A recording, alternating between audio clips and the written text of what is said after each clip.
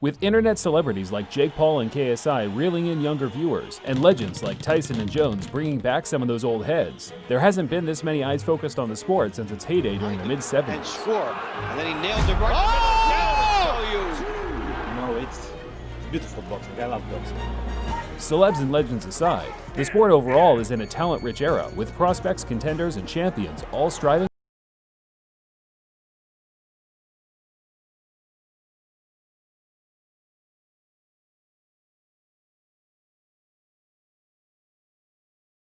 Rest assured, there hasn't been a significant punch landed in the last few years that will not be taken into account today. Kovalev's not even committing to it. Here it is. Kovalev's hurt. Kovalev's down. Kovalev's out. It's over. Admittedly, our list is in contrast to many other prominent sports writers this year. However, clarification will be given for each placement as the video progresses. Without any further ado, let's jump straight to number 10.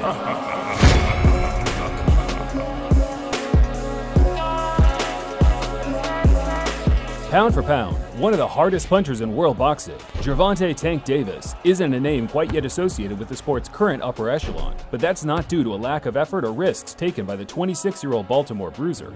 This young man right here, natural-born superstar. But the ultimate goal is to get him to surpass me.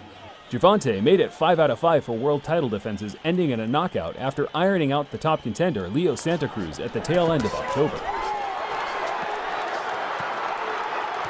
The sturdiest test of his career so far, and he came through with flying colors, making Cruz miss for multiple rounds before landing an uppercut raised from hell in the 5th.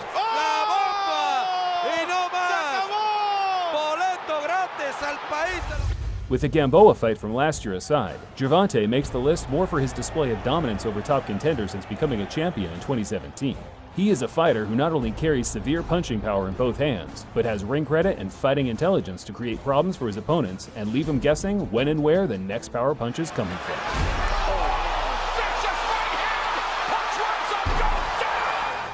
With no disrespect meant for Santa Cruz because he is a top fighter, you still have to put an asterisk next to Gervonta's performance card due to the slightly lacking resume. Still, as you can see, so far it's a well-balanced card with his power attribute being the standout stat.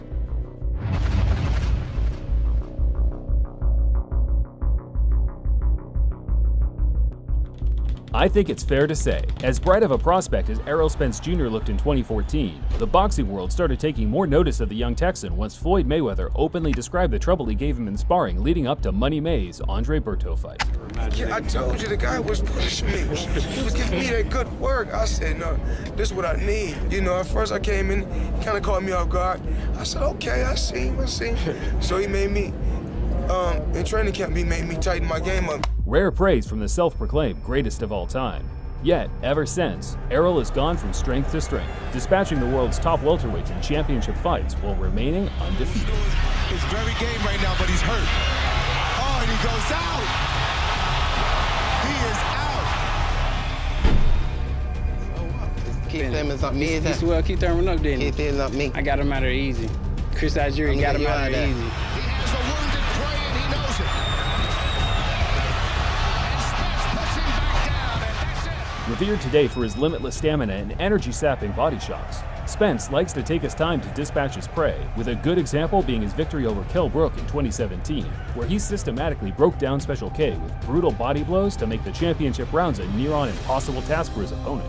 Errol Spence really is a quality operator, and he'll go on for me, I think, and dominate this division.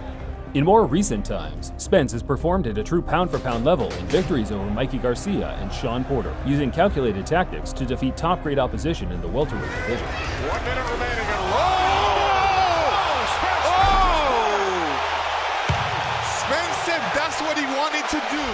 This video was put together before Spence's upcoming showdown with Danny Garcia, another top fight, but a bout that wouldn't have changed my ranking for him either way, assuming that he wins. Spence was involved in a severe car crash at the end of last year, which put his career in jeopardy, but he's since made a full recovery. However, the severity of the incident worries me that he might not return to the ring as the unstoppable force he once was. Only time will tell. Due to Spence's natural size, he's a fraction slower than other top welterweights, yet he makes up for it with his additional top-tier all-around attributes. I wouldn't have much argument against Spence being a spot or two higher on the list, and I think it goes without saying a victory over the likes of Crawford or Charlo would rank him considerably higher, perhaps even number 1.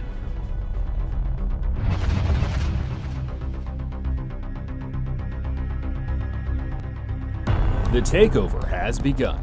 As of 2020, 0 question marks remain around the Brooklyn-born freight train Teofimo Lopez. Lopez getting right to it. Wow! What a knockdown by Lopez! I did 12 rounds and a backflip. I'm still in shape. When a fighter is hyped up early on in their career as much as Teofimo was, doubt usually surfaces among the hardcore community. Can he take a punch? Can he go the distance? Can he do it on a cold, rainy night at Stoke? All reasonable questions. Yet in what has to be one of the first instances I can remember, there was little to no hate or doubt at all, and that's due to the incredible career pathing Top Rank has provided him so far. Oh, big left hand. I don't think he'll get up from that. That was a huge left hand. This fight's all over. Barely a year after turning pro in 2016, Teofimo threw himself in the deep end of the lightweight division and started putting beatdowns on the who's who of the top 15. This fight is over. Teofimo Lopez with a backflip. Exceptional performances ending with one-punch knockouts became routine through 2018 and 2019, with the latter mentioned year seeing him crowned world champion after defeating the tricky and avoided Richard Comey with staggering Moments ease. away from having it happen, and there it is. He has done it. Becoming a world champion only ignited his hunger and determination further. Who's happy with one belt when you have to hold 4 to be the undisputed king of a given division? Doing what I gotta do, take over. No disrespect to Lomachenko and Leonidas, but I'm here to take over the show. On October 17, 2020, Teofimo decided to skip the usual homecoming or glorification fight, if you will, and jump straight into the deep end to unify the titles against the pound-for-pound veteran, Vasily Lomachenko. It's winner take all. Let's do this. My initial doubts as to whether Lopez was ready for such a matchup were erased reasonably quick, as he used top draw tactics to limit Lomachenko offensively, while racking up round after round by sticking ramrod jabs in Loma's face. He has committed to that from the start. It was a good 11th round from Lomachenko, but a good finish to it from Lopez as he's stalking forward here. We have 1 round to go.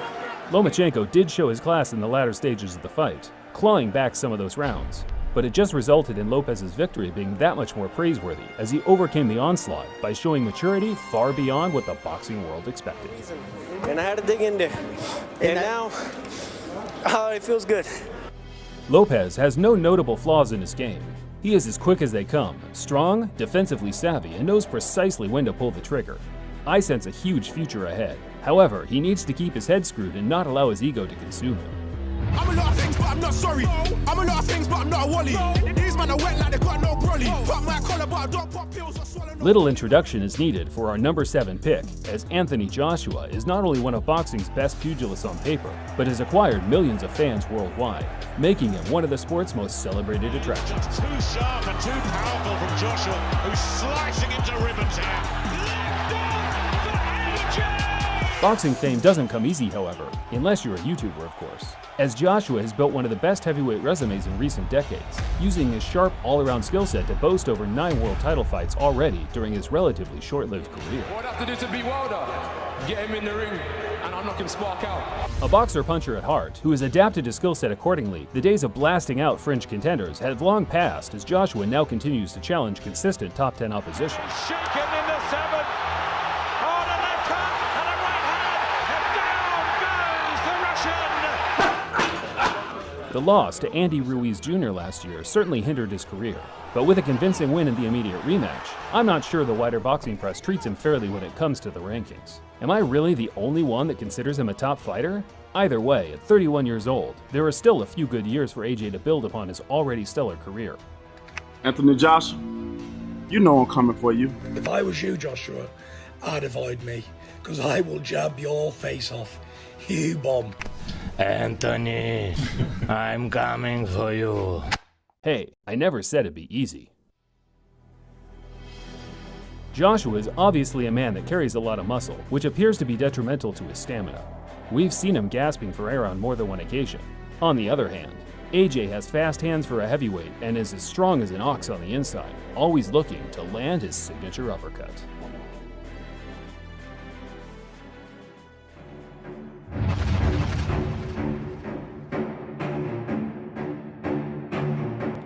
A pound-for-pound slot for the legendary Filipino slugger Manny Pacman Pacquiao is certainly nothing new or out of the ordinary. That Pacquiao became the oldest welterweight champion in history with his win over Keith Thurman last year, and joined George Foreman as the only two pro boxers to win world titles 20 years apart. Now I prove it again at the age of 40, so Manny Pacquiao's journey still continue. Since his controversial defeat to Jeff Horn in 2017, Manny appears to be rolling back the years with consecutive prime-like performances over Matisse, Broner, and Thurman respectively. However, with no outing in 2020 and lurking rumors of a Conor McGregor fight being next, this will likely be the last time he features on a current list like this. There, then moves away. Now his back is against the ropes. Margarito tries to press the action. Pacquiao hits him flush with a big left hand. Manny's speed, power, and footwork have remained the gold standard in boxing ever since he conquered America in the mid-2000s. It doesn't matter what weight he fights at, or what age he fights at. His legendary skill set always finds a way to give his opponents hell. Bit of a smile from Manny Pacquiao. Oh, down goes Thurman! Thurman knocked down late in round one. The fact that this is a 41-year-old's performance card and his glowing attributes are speed and stamina kinda speaks volume for just how well Manny has aged in boxing terms. An experienced guy like Pac-Man has little flaws that he hasn't already rectified. However, his eagerness to trade away, looking for a knockout, often leaves him in danger defensively. But then again, that's why we love him.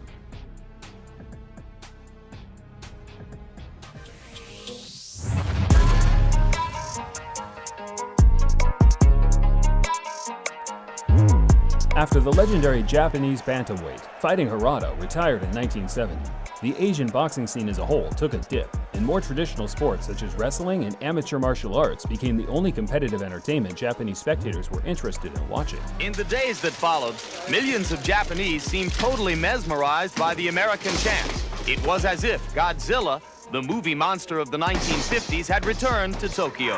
However, during the mid-2000s, with rising champions in Takashi Uchiyama and Hozumi Hasegawa, things started looking up, and young Japanese kids took inspiration in the fighting game once again. And we were told to expect something special. That was quite a show. One of those kids is perhaps the most fearsome and dangerous pugilist to ever emerge from the rising sun. He may look like a BTS member, but you don't get the nickname the Monster for no reason. And he's called the Monster, Andre, because of his knockout power in the 11 knockouts in 13 fights. Now Ortiz is going to... Oh, my God! Unbelievable! After a stellar amateur career, Inoue wasted no time fighting journeymen and became a world champion after merely 6 fights, defeating Adrian Hernandez for the WBC light flyweight title. 6 years and 16 fights later, Inoue has never taken a backward step, progressing through multiple divisions while capturing an array of championship belts.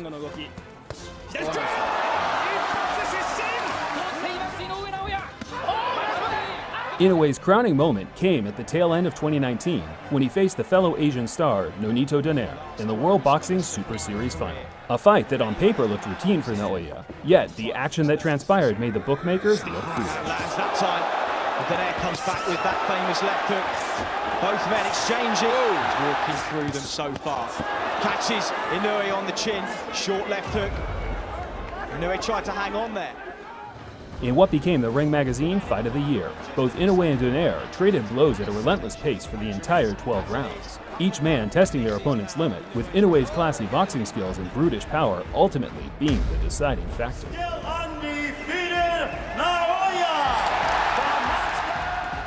After signing with Bob Arum and Top Rank in 2019, boxing fans were treated to another monster stateside showcase in October this year against Jason Maloney. But sometimes big right hand there from Inoue, and Maloney takes it, and he takes 2 steps back. Inoue thoroughly impressed, landing unmerciful haymakers before scoring a KO in the 7th. Round 7. Oh, a big right hand from Naoya Inoue, and it is over. Naoya the Monster Inoue on Halloween night knocks out Jason Mayhem Maloney.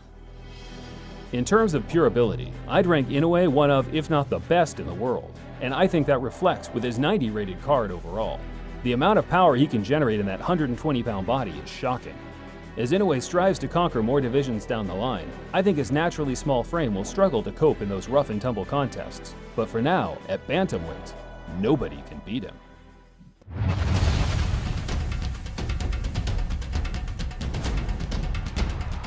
Upon transitioning to the heavyweight division in 2019, the 200-pound super champ, Alexander Usyk, was indeed the only fighter in boxing today I can honestly remember cleaning out an entire division while leaving no stones unturned. He's probably now best bar 15.5 stone now, and the hand speed is tremendous. The run included wins over the now consensus #1 Maris Briedis, the murderous punching Murat Gassiev, topped off with a highlight reel KO of the much-informed Tony Bellew. And score. And then he nailed it right down to you.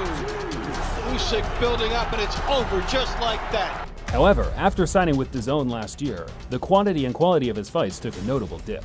Of course, adapting to a new division takes time, especially when it's a 30 to 40 pound difference. Yet, as a man pushing the boundaries of his prime years, I honestly expected more than Chaz Witherspoon and Derek Chisora as his first opponents. On a positive note, we did learn a lot about Usyk's capabilities at heavyweight from the Chisora fight. I am going all out. I'm going guns blazing all out. As promised by the man himself, Chisora pushed the Ukrainian hard during the opening rounds, throwing his full arsenal of shots with vicious intentions. However, the legendary engine we've seen from Usyk in the past came to fruition once again, taking over the fight entirely by the 7th and continuing his dominance to the final bell.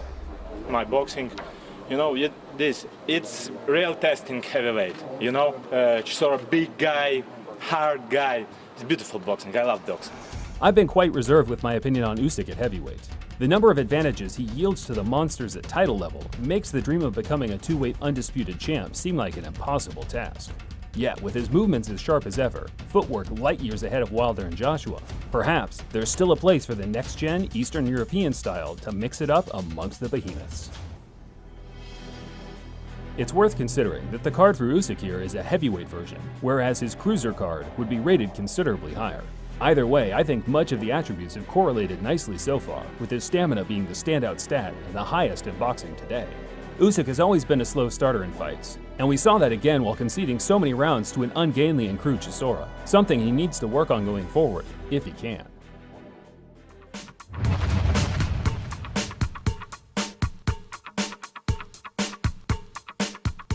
As a career-long Fury fan, nothing warmed my heart more this year than seeing the Gypsy King finally accepted and respected for the masterful boxer he truly is. Schwartz trying his best. Look at Fury! What unbelievable upper body movement defensively! The referee doesn't know which way to move. Angles. Admittedly, some fodder was swept aside as he made his route to Vladimir Klitschko in 2015, which kind of left the hardcore community in two minds as to how far his career could actually go. Anybody, the Klitschko's anyone, they're big as me, but they're not as fast. They've got no movement. They're like wood, if you know what I mean, robotic, as it said. As he continues to build up a margin over Klitschko in landed punches counted by Kofi. Oh, good shot. Big left hook by Fury. Even once the super champ was dealt with in his own backyard, the doubts continued, primarily due to a lack of action that took place that night in Dusseldorf. The scarcity of respect Fury got for his crowning moment, combined with other ongoing mental health conditions, sent the 6'9" slickster out of control, essentially eating, drinking, and drug-taking himself close to suicide. It makes the hairs on the back of my neck stand up talking about it, because nobody would ever know the deepness and the truth of this journey, you know. Yet, with the help of some close friends and a lot of willpower, he not only returned, but challenged by far the most feared man in boxing in Deontay Wilder. Anytime, any place. Knocked out, boy. Knocked out. I need a big right hand missed by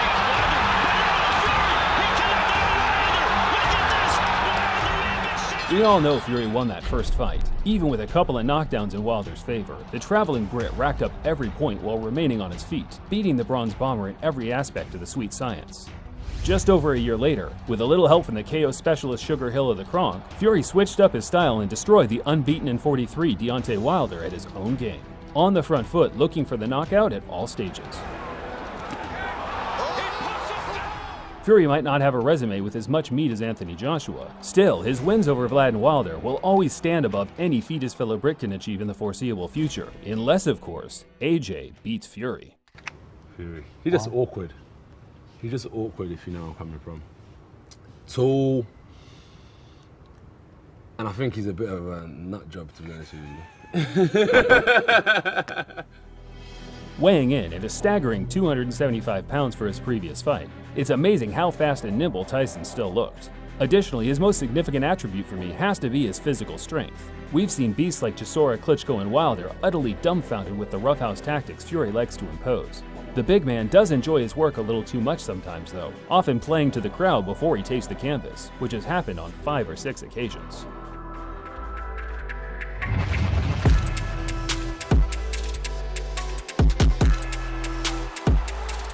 After unifying the light welterweight division in 2016, Terrence "Bud" Crawford has set out on one of the most destructive knockout streaks the boxing world has ever seen.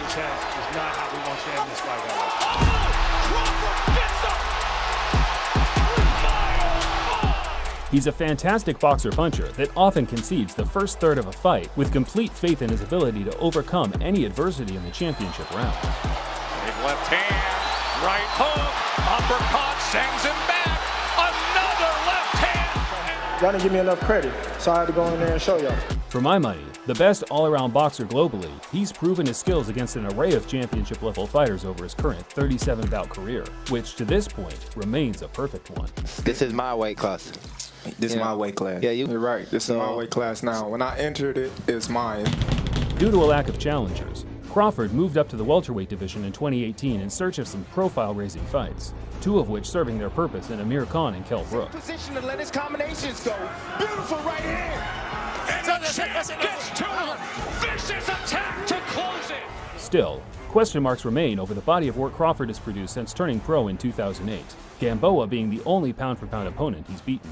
Although, with the likes of Errol Spence, Manny Pacquiao, Keith Thurman, and Sean Porter blocking any route to undisputed, it's going to be a fun ride-out to the end of the Omahan's career.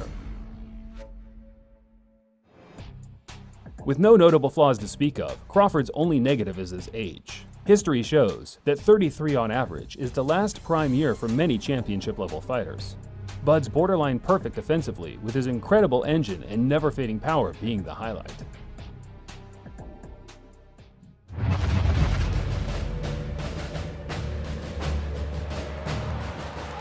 With 17 fights against current, former, and future world champions, Mexico's own Saul Canelo Alvarez has by far the most prestigious boxing career of the last decade. Oh, you nailed! That wobbled him a little bit. That's true. Drops Amir Khan. Good cuts from Alvarez. Brilliant performance in the middle of the ring by both fighters. That was a headshot. Down goes the body, and that should do it. It's over. That is it. The list of Hall of Fame opponents he's defeated is uncanny, albeit a few past their prime. Still, on paper, it certainly rivals his great Mexican counterpart Julio Cesar Chavez. It just looks so much more powerful. He's that digging gun. He hurt him there. Solid right hand upstairs. Known for his blistering combinations, savage punching power, and slick defensive work, Canelo has bitten traits from each legendary rival that he's faced, implementing the part of his opponent's game he struggled with the most into his future bouts. No, not at all. He's a strong competitor. He's a strong champion. It's nothing I never felt before after being in the sport over 20 years. But he's a tough competitor. He's a tough competitor. In recent years, we've seen Canelo push his body to the limits to achieve greatness, becoming a champion in 4 different weights, with his most recent venture 20 pounds past his optimal mass at light heavy against the formidable Sergey Kovalev. Kovalev's down. Kovalev's out. It's over. While engaging in high-tempo slugfests has elevated Canelo to the sport's highest-earning competitor, it has also made many of his high-profile fights considerably close, to the point where many fans feel he's even been gifted the odd decision or two. Either way, when Canelo has fought someone not ranked in the top 3 of a given division, it's been nothing short of a bloodbath, proving his quality shines far beyond lingering contenders, a feat his closest rivals can't claim. A showcase fight for the biggest star in the sport. With Callum Smith coming up soon, Canelo's legendary chin will be put to the test once again. But as we've seen against the likes of Miguel Cotto and Gennady Golovkin, this guy is made of pure steel. Canelo's stamina used to be a place of issue in years past, but he's since proven himself more than capable of fighting at a decent pace for 12 rounds. I'm hoping Alvarez's light heavyweight trip was nothing more than a smash and grab, because I personally think that 175-pound top contenders in their prime will give him a whole heap of problems. Let me ask you a question. Can I get on the pound-for-pound list now at the top? Is it possible? I don't think. Now, here are a few honorable mentions that are only a win or two away from cracking my list, with Triple G, Josh Taylor, and Vasily Lomachenko being the most notable. Juan Francisco Estrada was probably the closest to making the cut, however, with wins in recent years over Srisaket Rungvisai and Carlos Quadras proving his dominance in the lower weight classes.